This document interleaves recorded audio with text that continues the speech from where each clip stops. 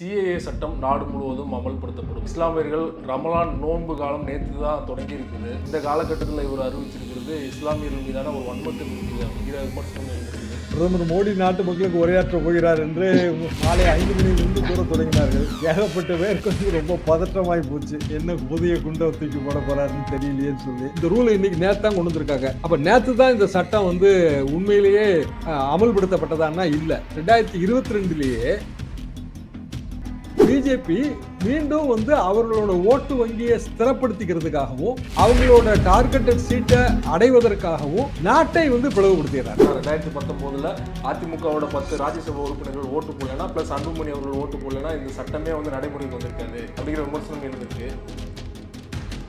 தமிழ்நாட்டில் லட்சக்கணக்கான இலங்கை தமிழர்கள் இருக்காங்க. அவங்களும் இந்துக்கள் தான். அவங்களுக்கும் இதுல எந்த வழியும் சொல்லப்படலை. இப்படி பல காரணங்களால இங்க நம்ம சவுத்துல இங்க இதை வேற மாதிரி எதிர்க்கிறோம். நார்த் ஈஸ்டுக்கு போனீங்கன்னா அவங்க என்ன சொல்றாங்க அப்படின்னா, இது வங்காள மொழி பேசுற இந்துக்களை கொண்டு எங்க மேல திணிக்கிறீங்க. பிஜேபி ஒரு இந்துக்களுக்கு ஆதரவான கட்சின்னு காட்டிக்கிறதுக்காக, அதாவது பாரதிய ஜனதா அதோட டார்கெட்டா சொன்னது 370 இடம். இப்போ அவங்களுக்கு அதிகமா வெற்றி பெறுவதற்கான வாய்ப்பு இல்ல, ஸ்பேஸ் இல்ல. 200 குறையுமே தவிர கூடுறதுக்கு வழி கிடையாது. அப்போ 200 குறையாது, கூடாது, குறைவதற்கு வழி இல்லைன்னு பிஜேபி தலைமைக்கும் தெரியும். அப்ப ஏன் இதை அவசரமாக செய்வதன் மூலமாக என்ன உணர்த்த விரும்புறாங்க அப்படின்னா, இந்தியாவை ஆளுகிற பிரிட்டிஷ்காரன் என்ன டெக்னிக் கடைபிடித்தானோ அதே டெக்னிக்கை மோடி கடைபிடிக்கிறார். மோடி ஒரு பிளவுவாத சக்தியாக இருக்கிறார். தேர்தலில் தோற்கடிப்பதன் மூலமாக மட்டும்தாங்க இதற்கான தண்டனையை பாரதிய ஜனதாவுக்கு வழங்க முடியும்.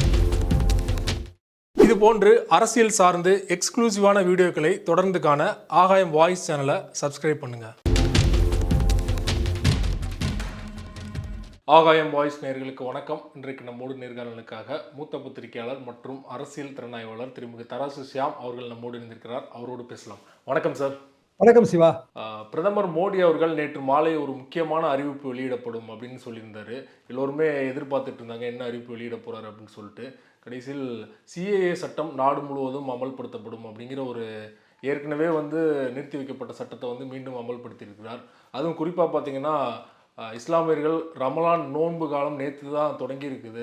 இந்த காலகட்டத்தில் இவர் அறிவிச்சிருக்கிறது இஸ்லாமியர்கள் மீதான ஒரு வன்மத்தை குறிக்குது அப்படிங்கிற விமர்சனம் எழுந்திருக்குது. நீங்கள் எப்படி பார்க்குறீங்க?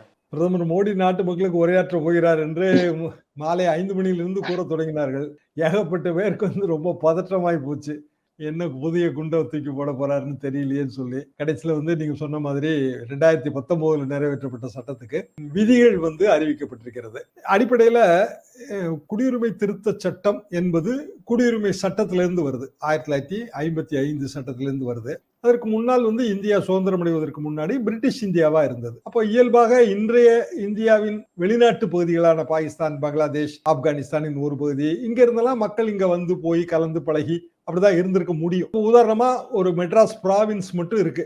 அதாவது நம்ம 56 மொழிவாரி மாநில பிரிவினைக்கு முன்னாடி மதராஸ் மாநிலம். இப்ப நான் ஸ்கூல் டேஸ்ல படிக்கும்போது மதராஸ் மாநிலம் தாங்க. மதராஸ் மாநிலம்னா இந்தியாவுக்கே 14 மாநிலம் தான். அப்போ ஒரிசால இருந்து கன்னியாகுமரி வரைக்கும் பறந்து விரிந்த மாநிலம். நான் என்னோட பள்ளி காலகட்டத்தில எல்லாம் எல்லா மொழி பேசுகிறவர்களும் அங்க இருப்பாங்க. நீங்க நார்வேல் பக்கம் போனீங்கன்னா முழுக்க முழுக்க மலையாள மொழி பேசுபவர்களாக தான் இருப்பாங்க. அப்போ ஒரு மாநிலத்திலிருந்து இன்னொரு மாநிலத்துல இயற்கையாக குடிபெயர்ந்து பணி செய்து தொழில் செய்து பெரிய அளவுல வருமானம் ஈட்டி இப்படி இருந்திருப்பாங்க இல்லைங்களா? தமிழ் சினிமா உலகமே தெலுங்கு மொழி பேசுபவர்கள் கையில் இருந்தது. எம்ஜிஆர் அவர்களே தமிழ்நாட்டு கொங்கு வேளாளர் கவுண்டரை பிரிவை சேர்ந்தவர் தான் நாங்க அந்த காலத்துல அண்ணால கட்டுரைகள்லாம் எழுதிட்டு இருந்தோங்க. என்னன்னா மலபார், அந்த பழைய மலபார் அது கொங்கு நாட்டின் ஒரு பகுதி, இப்படியான ஒரு விஷயம். அப்போ இதுல என்ன ஒரு பெரிய பிரச்சனை வந்துச்சுன்னா, சிட்டிசன்ஷிப் லா என்பது சிட்டிசன்ஷிப் கொடுப்பது, குடியுரிமையை கொடுக்கிற சட்டம் தானே குடியுரிமை சட்டம். எனேபிளிங் லான்னு அதை சொல்லுவாங்க.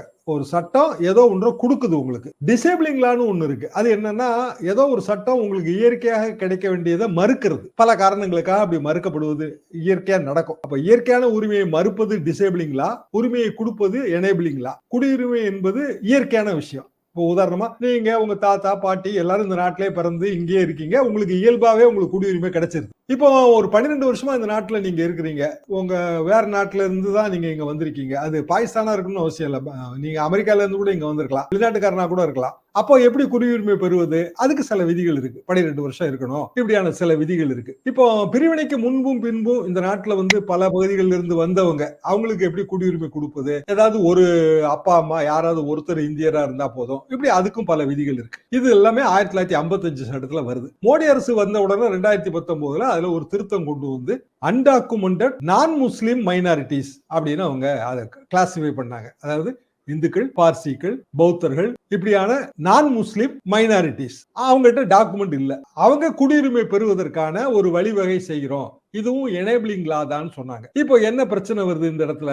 நான் முஸ்லிம் அப்படின்னு நீங்க பிரிக்கும் போது ஏற்கனவே இதே பங்களாதேஷ், பாகிஸ்தான்ல இருந்தெல்லாம் இங்க கலந்து பழகி இருப்பாங்களே இஸ்லாமியர்கள். இப்போ வங்காள மொழி பேசுகிற இஸ்லாமியர்கள் அசாம் வரைக்கும் இருக்காங்க. இப்படி இருப்பாங்க, இயல்பாக இருக்கத்தான் செய்வாங்க. இப்போ வெறுமனே இப்போ ஆப்கானிஸ்தான்ல இருக்கிறவங்க இந்தி மொழி பேசுபவர்கள், உருது மொழி பேசுபவர்கள் நினைக்க வேண்டாம். பல மொழிகள் அங்கேயும் இருக்கு. இப்போ நீங்க நான் முஸ்லிம் என்று பிரிக்கும் போது இது டிசேபிளிங் லாவா மாறுது. அதாவது மறுக்கிற சட்டமா மாறுது. இதன் ஆரம்ப கால எதிர்ப்புங்கிறது 2019ல இப்படித்தான் இது வந்தது. எதிர்ப்புக்கு இந்த நாட்டின் பல பகுதிகளில் பல்வேறு காரணம் இருக்கு. இப்ப சவுத்துல ஏன் எதிர்க்கிறாங்கன்னா, நீங்க சொன்ன மாதிரி இது இஸ்லாமியர்களுக்கு எதிரானது. இஸ்லாமியர்களுக்கு இதுல எந்த வழிவகையும் செய்யப்படல. இப்ப இதே மாதிரி இந்துக்கள் இதே மாதிரி மதவாதத்தால, சிங்கள பேரினவாதத்தால பாதிக்கப்பட்டு மத ரீதியாக துன்புறுத்தப்பட்டு தமிழ்நாட்டுல லட்சக்கணக்கான இலங்கை தமிழர்கள் இருக்காங்க.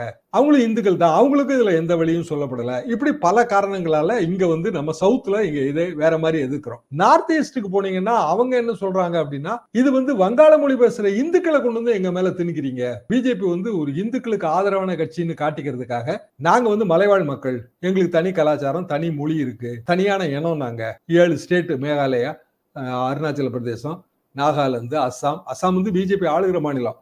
இப்படியான இந்த 7 ஸ்டேட்லயும் இதற்கான எதிர்ப்பு என்பது மலைப்பகுதிகளில் நீங்க இந்துக்கள் குடியேறி இருக்கிறத நீங்க நியாயப்படுத்துறீங்க. சட்டவிரோதமாக குடியேறினவங்க அவங்க. ஆக இதுல உண்மையிலேயே ஆதரிக்கிறது யாருன்னா பிஜேபி ஆளுகிற அந்த சென்ட்ரல் பார்ட் ஆஃப் இந்தியா மட்டும். அதாவது உத்தரப்பிரதேசம், குஜராத், பீகார் இதுதான். அப்போ பிஜேபி மீண்டும் அவர்களோட ஓட்டு வங்கியை ஸ்திரப்படுத்திக்கிறதுக்காகவும் அவங்களோட டார்கெட்டட் சீட்டை அடைவதற்காகவும் நாட்டை பிளவுபடுத்துகிறார். நாட்டோட சவுத் பார்ட்ல ஒரு பெரிய எதிர்ப்பு இருக்கு. வங்காள மொழி பேசுகிற மேற்கு வங்கத்துல எதிர்ப்பு இருக்கு. இன்னும் சொல்ல போனால் மேற்கு வங்கத்துல ஒரு குறிப்பிட்ட கம்யூனிட்டி ஒரு 18% ஓட்டுங்க.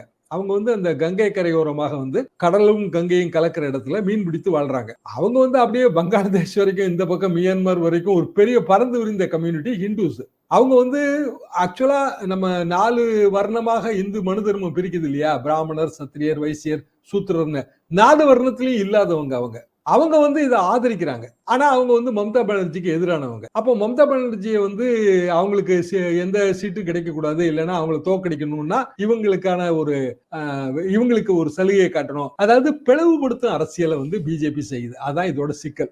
இந்தியாவை ஆளுகிற பிரிட்டிஷ்காரன் என்ன டெக்னிக் கடைபிடித்தானோ அதே டெக்னிக்கை மோடி கடைபிடிக்கிறார். மோடி ஒரு பிளவுவாத சக்தியாக இருக்கிறார். இதுதான் இதுல இருக்கிற குற்றச்சாட்டு. சரி, இப்ப ரூல் வந்தது. இந்த ரூல் இன்னைக்கு நேத்தான் கொண்டு வந்திருக்காங்க. அப்ப நேத்து தான் இந்த சட்டம் உண்மையிலேயே அமல்படுத்தப்பட்டதான்னா இல்ல. 2022லயே 38 டிஸ்ட்ரிக்ட் மேஜிஸ்ட்ரேட்டுக்கு திருத்தப்பட்ட சட்டத்தின் கீழே குடியுரிமை பெற தகுதியானவர்கள் விண்ணப்பித்தா ஏற்றுக்கணும்னு சொல்லியாச்சு. அந்த 38 மாவட்ட நீதிபதிகளும் அந்தந்த பகுதிகளில் இப்ப நம்ம பேசிட்டு இருக்க இந்த பகுதிகளில் இருக்காங்க. அவ்வளவு நோட்டிஃபை பண்ணிட்டாங்க. இப்ப இதே மாதிரி ஒரு ஆப்கானிஸ்தான்ல இருந்து வந்த ஒரு நான் முஸ்லிம் மைனாரிட்டி எனக்கு இந்திய குடியுரிமை வேணும்னா நேத்து விதி வர்ற வரைக்கும் அவர் காத்திருக்க வேண்டியதே இல்ல. ஏற்கனவே அவர் வாங்கிட்டாரு. ஆயிரக்கணக்கான பேர் புதிய சட்டப்படி, புதிய குடியுரிமை திருத்த சட்டப்படி வாங்கிட்டாங்க. அப்ப அப்படியே இருந்துட்டு போயிருக்கலாம். ஏன்னா உடனடியா நீங்க விதியை திருத்தி உடனடியா ஒன்னும் ஆக போறது இல்ல. தேர்தல் நடக்க போகுது.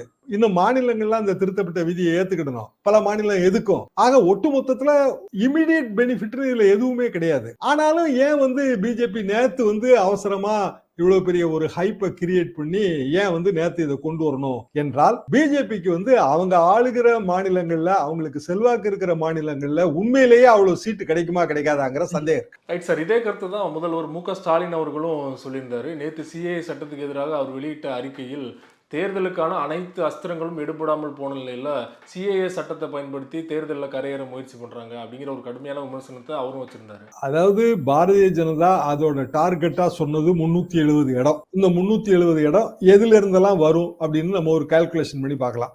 பிஜேபிக்கு இயற்கையான செல்வாக்கு இருக்கிற குஜராத் தொடங்கி பீகார் வரைக்கும் உத்தரகாண்ட் வரைக்குமான ஒரு நிலப்பகுதி. இந்த நிலப்பகுதியில ஒரு 225 230 இடம் இருக்கு எம்பி சீட்டு. இந்த 230 இடங்கள்ல போன முறையே அவங்க கிட்டத்தட்ட 200 இடங்களை அவங்க தான் வெற்றி பெற்று இருந்தாங்க. இப்போ அவங்களுக்கு அதிகமா வெற்றி பெறுவதற்கான வாய்ப்பு இல்ல, ஸ்பேஸ் இல்ல. 200 குறையுமே தவிர கூடுறதுக்கு வழி கிடையாது.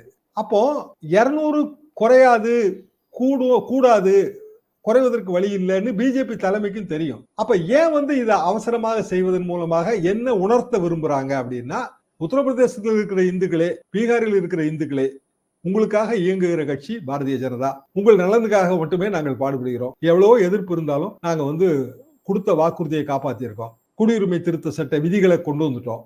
இப்படி ஒரு தேர்தல் நேரத்துல பிரச்சாரத்துக்கு பயன்படக்கூடிய ஒரு விஷயம். இவ்வளவுதான். என்ன காரணம்னா, நீங்க விதி கொண்டு வரதுக்கு முந்தையே மாவட்ட நீதிபதிகளை எல்லாம் நியமிச்சு அவங்கவங்க தனித்தனியா அப்ளிகேஷன் வாங்கி அவங்க உரிய நபர்களுக்கு, சரியான நபர்களுக்கு அவங்க குடியுரிமை கொடுத்துட்டு இருக்காங்க. புதிய சட்ட திருத்தப்படியே கொடுக்க ஆரம்பிச்சாச்சு. அப்புறம் இப்ப இதை கொண்டு என்ன ஆக போகுது என்றால், திருப்பியும் பிஜேபி அப்படி ஒரு வகையான அந்த இந்து ஆதரவு இல்லைன்னா இந்துத்துவ ஆதரவு, இந்த ஒரு நிலைப்பாட்டை மீண்டும் உணர்த்த விரும்புகிறது. நான் இதுல உண்மையிலேயே என்ன யாருக்கு சிக்கல்னு நினைச்சீங்கன்னா, இப்ப தமிழ்நாட்டை எடுத்துங்க. பிஜேபியோட புதிய நண்பர்கள் ஓபிஎஸ் சிஏஏல என்ன முடிவு எடுப்பாரு? இப்போ ஜி.கே. வாசன் அவர் இதுல என்ன முடிவு எடுப்பாரு? இப்போ ஆந்திரா சந்திரபாபு நாயுடு அவரோட ஓட்டு வங்கி பெரிய அளவுக்கு பாதிக்கப்படும். சினிமா நடிகர் சிரஞ்சீவியோட தம்பி பவன் கல்யாண் அவருக்கு பெரிய அளவுக்கு பாதிப்பு ஏற்படும். இப்போ ஒண்ணுமே இல்ல, தேவகவுடாவோட ஓட் பேங்கே இந்த ஓட் பேங்க் தாங்க.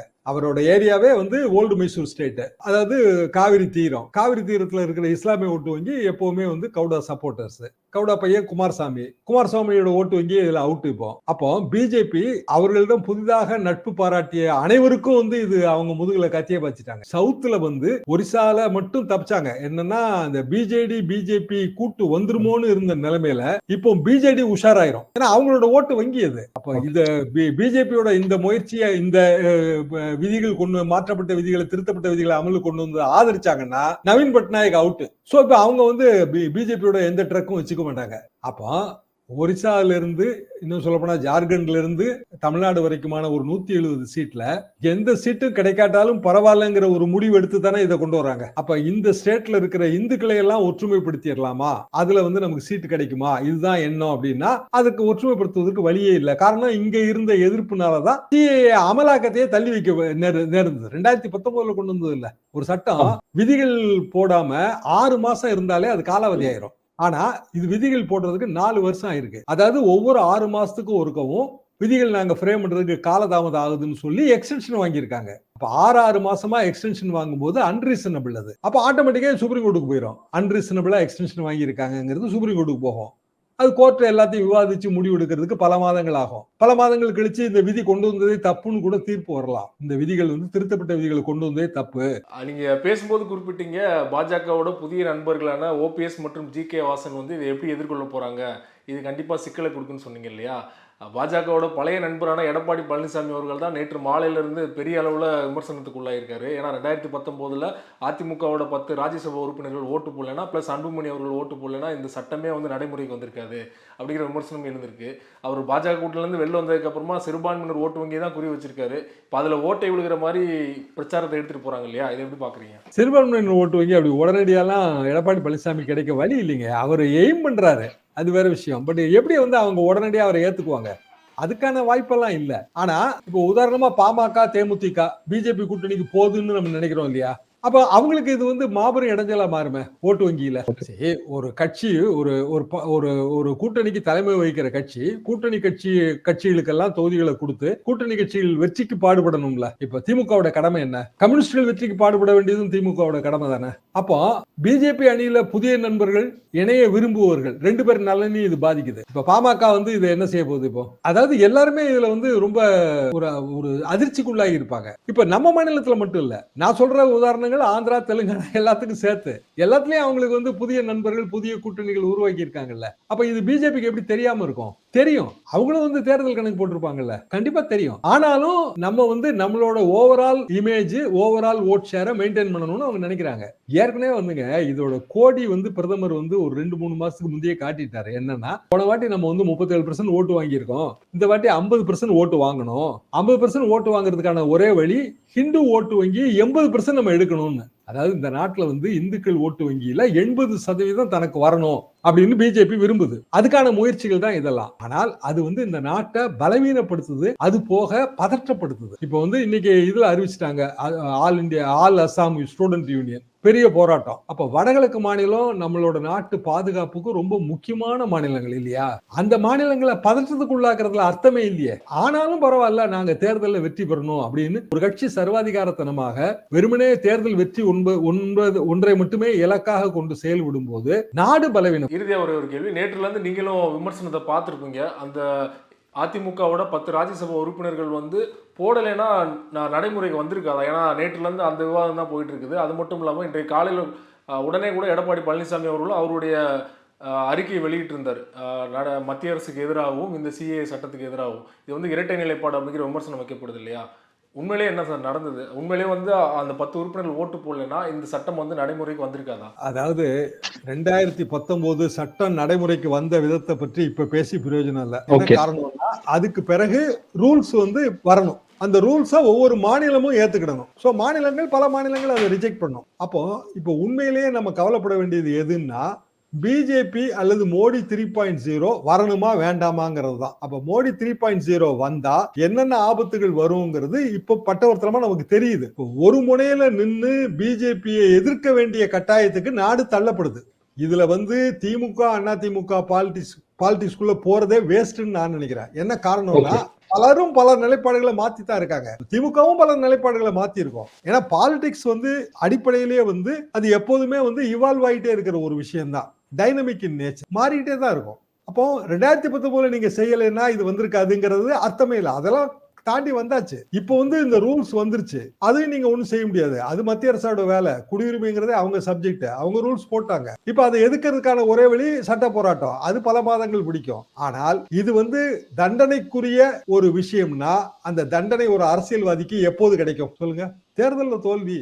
தேர்தலில் தோற்கடிப்பதன் மூலமாக மட்டும்தாங்க இதற்கான தண்டனையை பாரதிய ஜனதாவுக்கு வழங்க முடியும். ரைட் சார், பொறுத்திருந்து பார்க்கலாம். உங்க நேரத்தை ஒதுக்கி பல்வேறு தகவல்கள் எங்களோட பகிர்ந்து கொண்டீங்க. ரொம்ப நன்றி சார்.